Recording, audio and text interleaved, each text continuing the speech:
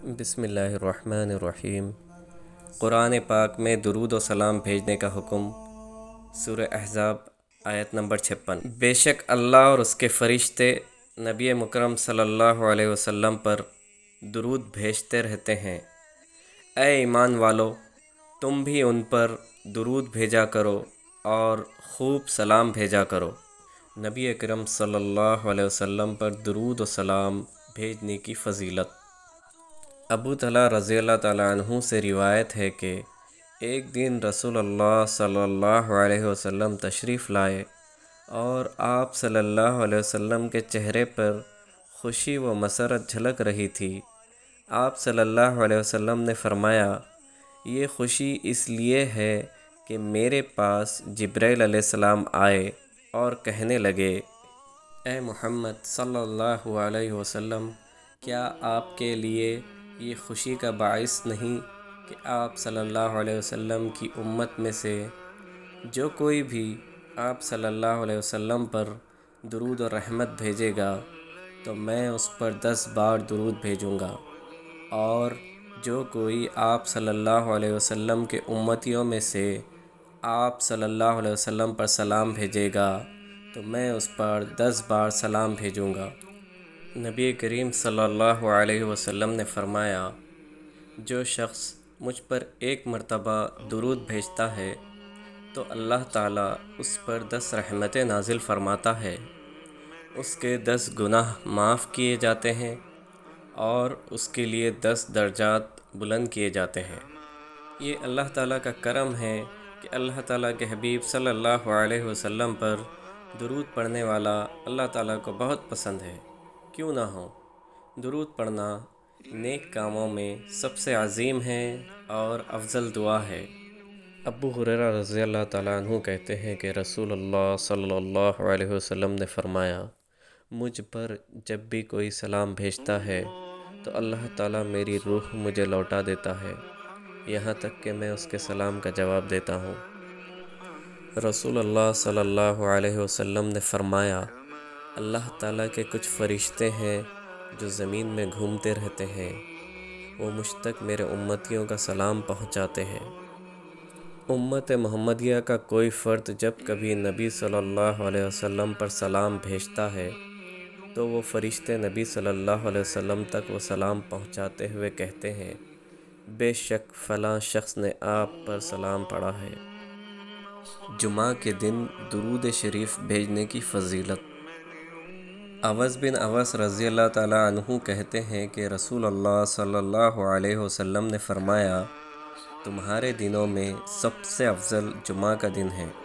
اسی دن آدم علیہ السلام پیدا ہوئے، اسی دن سور پھونکا جائے گا اور اسی دن لوگ بے ہوش ہوں گے، لہٰذا اس دن کثرت سے میرے اوپر درود و سلام بھیجا کرو، اس لیے کہ تمہارا درود مجھ پر پیش کیا جاتا ہے۔ اوس رضی اللہ عنہ کہتے ہیں، لوگوں نے کہا، اللہ کے رسول صلی اللہ علیہ وسلم، ہمارا درود آپ پر کیسے پیش کیا جائے گا جب کہ آپ مر کر بوسیدہ ہو چکے ہوں گے؟ آپ صلی اللہ علیہ وسلم نے فرمایا، اللہ تعالیٰ نے زمین پر حرام کر دیا ہے کہ وہ انبیاء کا جسم کھائے۔ اس حدیث مبارک سے برزخی زندگی ثابت ہوتی ہے۔ نبی صلی اللہ علیہ وسلم کی یہ حیات برزخی معاملہ ہے جس کی تفصیلات ہمیں نہیں دی گئی ہیں، ہم اس پر اجملاً ایمان رکھتے ہیں۔ اس زندگی پر ایمان رکھنا ضروری ہے اور تفصیل و کیفیت سے خاموش رہتے ہیں۔ صرف اتنی بات مان لی جائے جس کی صراحت قرآن مجید یا صحیح حدیث میں موجود ہو، اس کی حقیقت اللہ ہی جانتا ہے۔ درود شریف ایک افضل عمل ہے اور جمعے کا دن افضل ہے، لہٰذا جمعے سے درود شریف کو ایک مناسبت حاصل ہے جس کی بنا پر جمعے کے دن درود شریف زیادہ پڑھنا چاہیے۔ درود شریف کثرت سے پڑھا جائے تو پریشانیوں سے نجات ملتی ہے۔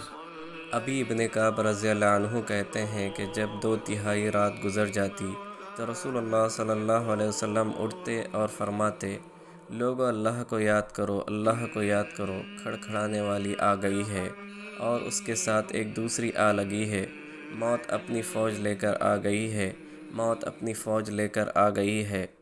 میں نے یعنی ابی بن کعب نے عرض کیا، اے اللہ کے رسول صلی اللہ علیہ وسلم، میں آپ پر بہت درود پڑھا کرتا ہوں، تو آپ صلی اللہ علیہ وسلم کا کیا خیال ہے کہ میں آپ پر کتنا درود پڑھوں؟ نبی صلی اللہ علیہ وسلم نے فرمایا، جتنا چاہو۔ میں نے کہا، چوتھا حصہ؟ آپ صلی اللہ علیہ وسلم نے فرمایا، جتنا چاہو، اور اگر اس سے زیادہ پڑھو گے تو وہ تمہارے لیے بہتر ہے۔ میں نے کہا، دو تہائی؟ آپ صلی اللہ علیہ وسلم نے فرمایا، جتنا چاہو، اور اگر اس سے زیادہ پڑھو گے تو وہ تمہارے لیے بہتر ہے۔ میں نے کہا، میں آپ صلی اللہ علیہ وسلم پر درود ہی پڑھتا رہوں تو؟ آپ صلی اللہ علیہ وسلم نے فرمایا، تب تمہیں تمہاری پریشانی سے بچا لیا جائے گا اور تمہارے گناہ معاف کر دیے جائیں گے۔ وہ مواقع جہاں درود شریف ضرور پڑھنا چاہیے۔ دعا سے پہلے حضرت فضالہ بن عبید رضی اللہ تعالی عنہ بیان کرتے ہیں کہ نبی کریم صلی اللہ علیہ وسلم نے ایک شخص کو نماز میں دعا کرتے ہوئے سنا۔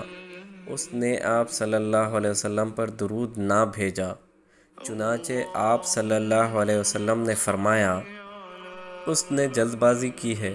پھر آپ صلی اللہ علیہ وسلم نے اسے بلایا اور فرمایا، تم میں سے کوئی شخص جب نماز پڑھ لے تو سب سے پہلے اللہ تعالیٰ کی تعریف و ثنا بیان کرے، پھر نبی صلی اللہ علیہ وسلم پر درود بھیجے، اس کے بعد جو چاہے اللہ سے مانگے۔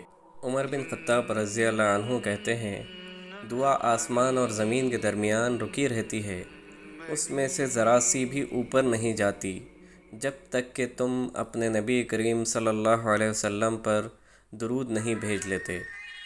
سنن ترمذی، حدیث نمبر 486۔ جب نبی کریم صلی اللہ علیہ وسلم کا ذکر کیا جائے تو ذکر کرنے اور سننے والے دونوں کو آپ صلی اللہ علیہ وسلم پر درود بھیجنا چاہیے۔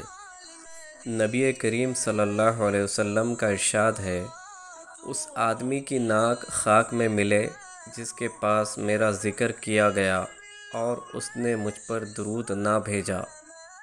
علی بن ابی طالب رضی اللہ عنہ کہتے ہیں کہ رسول اللہ صلی اللہ علیہ وسلم نے فرمایا، بخیل وہ ہے جس کے سامنے میرا ذکر کیا جائے اور پھر بھی وہ مجھ پر درود نہ بھیجے۔ سیدنا عبداللہ بن مسعود رضی اللہ عنہما سے مروی ہے کہ رسول اللہ صلی اللہ علیہ وسلم نے فرمایا، قیامت کے روز سب سے زیادہ میرے قریب وہ لوگ ہوں گے جو مجھ پر زیادہ درود پڑھنے والے ہوں گے۔ قیامت کے روز رسول اللہ صلی اللہ علیہ وسلم کے سب سے زیادہ قریب اور نزدیک ہونے کا مطلب ہے نبی صلی اللہ علیہ وسلم کی شفاعت کا سب سے زیادہ حقدار ہے۔